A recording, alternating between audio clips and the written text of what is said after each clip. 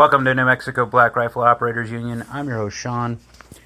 So I have an update for the roundhouse session that's going on in New Mexico.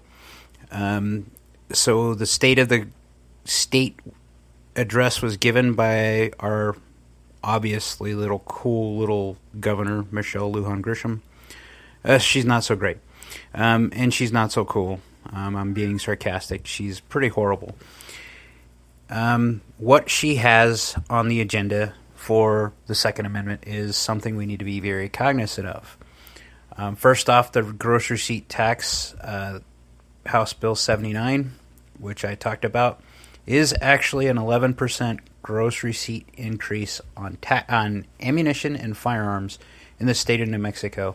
And the idea why they're going to tax us more is to those of us who partake in the 2A, to pay for crime victim families, to pay crime victims' families their costs and stuff for being victims of crime. I have several issues with this, is that this is a backdoor way at trying to make the 2A too expensive for your average person. It also, in this day and age of inflation, is just making things more expensive for us that actually work and are trying to make a living in today's society. What she said in the state address is that they have a $3 billion surplus of tax money and revenues from the state, in addition to the $9 billion fund that our state is supposed to budget and use this time. That means she has more ammunition or more finance, more money to do what she's wanting to do.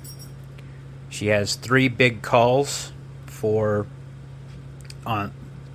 things she wants in the roundhouse to kick off. One of them is she wants affordable housing. So she's wanting to basically subsidize people buying houses in New Mexico.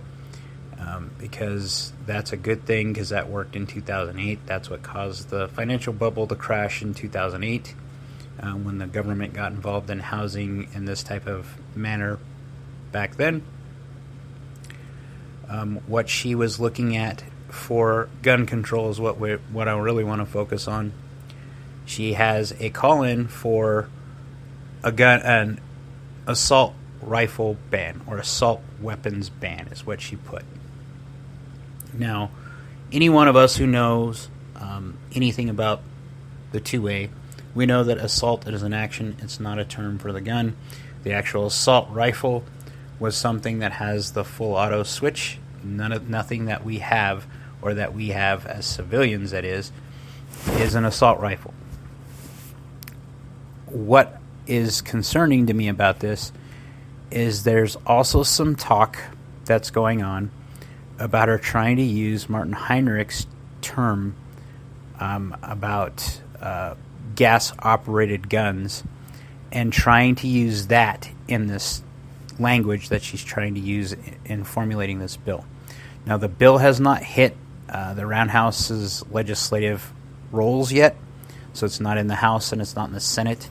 I've checked multiple times. The only 3 bills that are really of concern are the Extreme Protection Order, but depending upon what they do to add there, especially when they talk about sale and destruction of your firearms, and how they define claimed and unclaimed firearms.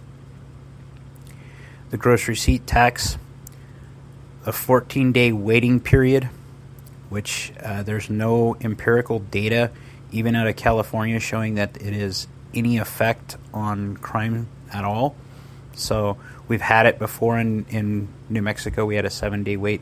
It didn't do anything for crime rates, and it was thus discarded. And the assault weapons ban, those are the ones that we need. Oh, and the age of 21 years or older to buy a gun. Now, all of these are infringements, and judging by the pushback she got from her own side about the affordable housing stuff and how they're there looks like there's some infighting on the budgetary stuff that they're going to have. It looks like they're going to spend a lot more time discussing the budget in this short session that they have. Now, what that does is that gives us more time to rally our troops together, collect our thoughts, get ready to fight. Because what's going to happen is what always happens in the Senate or in the Roundhouse, if you've ever been there to protest. What they'll do is they'll say there's a hearing so that everyone in the public gets to speak.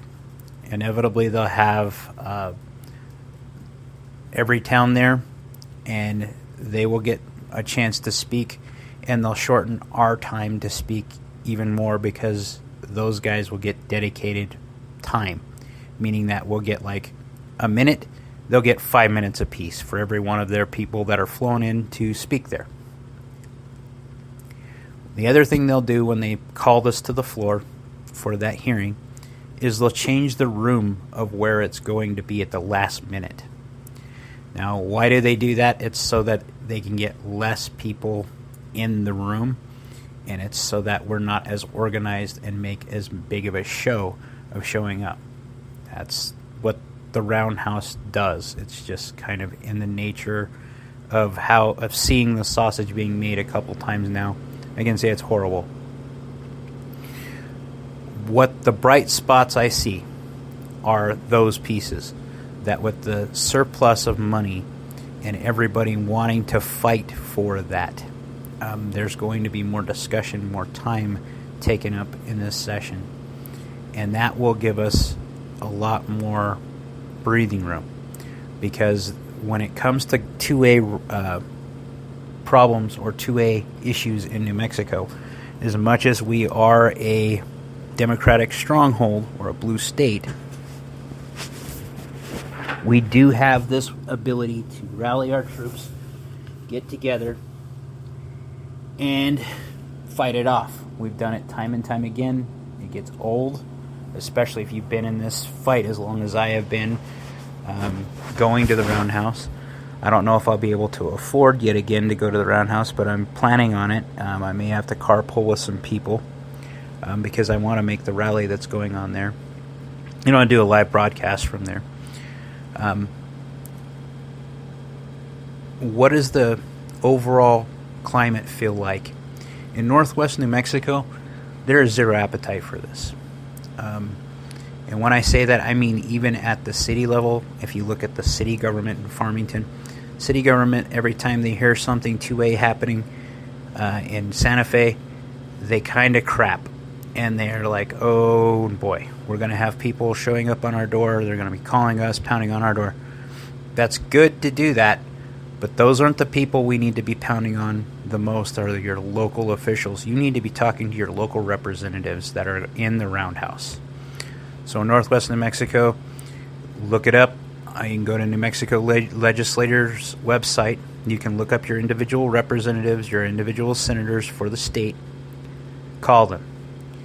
Light up their boards. If you call them, it's 5 minutes out of your day. But if we jam up their boards, it tends to slow down the progress of things like this. So those are the big things that are going on right now in New Mexico. I have no other update to give you other than I've seen some cool things come out. I look at the stuff going on with manufacturers. One of my favorite manufacturers is Palmetto State Armory. But the one thing that they're really good at is innovating and never delivering. It took 5 years easily before the Jackal ever came out. Jackal's a neat, innovative design.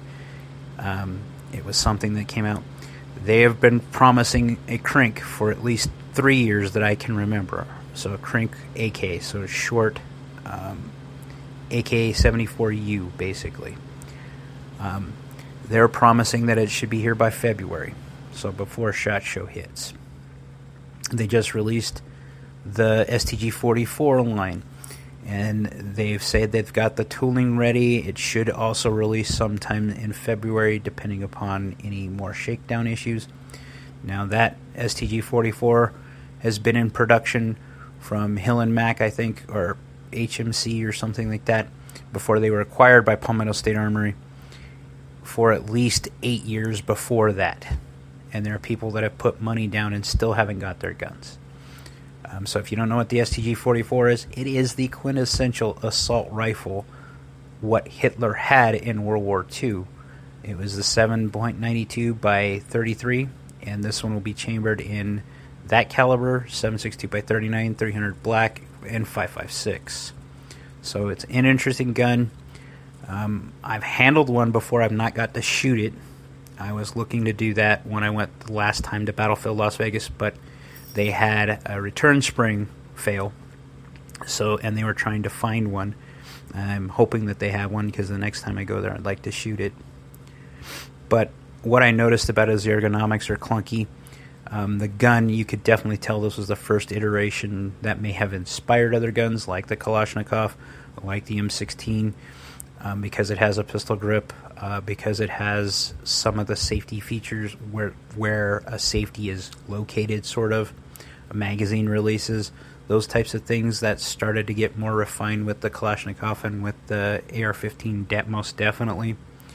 Those you can see in that classic history gun. The other thing I saw that was kind of interesting, and I kind of want one, but they're not available in the United States yet, is a holster for an MP5, even with a stock. Paul Hunter Tactical, they're the guys that are from Slovenia that do all kinds of funny videos. They have partnered with a company who makes holsters for them to sell on their website, and they have an MP5 holster. And I think I kind of want one because it would be kind of cool to wear, a winter jacket. And yes, a little bit of it would stick out below the jacket, but the rest wouldn't. And it would be something cool to have because you can still open carry in New Mexico as long as we're free. So I don't know that I'd do it very often, but I might do it a couple times just because it'd be fun. We have to have fun and we have to laugh at this stuff. Crime statistics have come out, which are interesting and when I say crime statistics, I mean national crime statistics, where they're talking about mass shootings.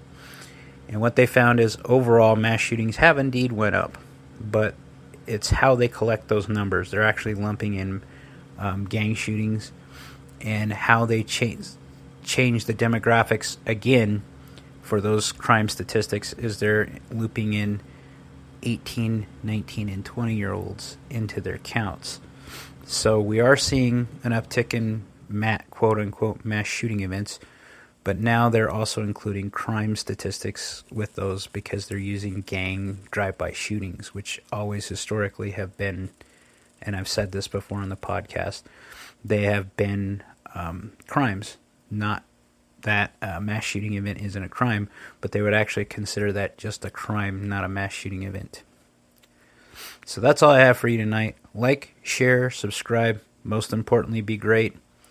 And definitely call your reps in the Roundhouse if you're in New Mexico.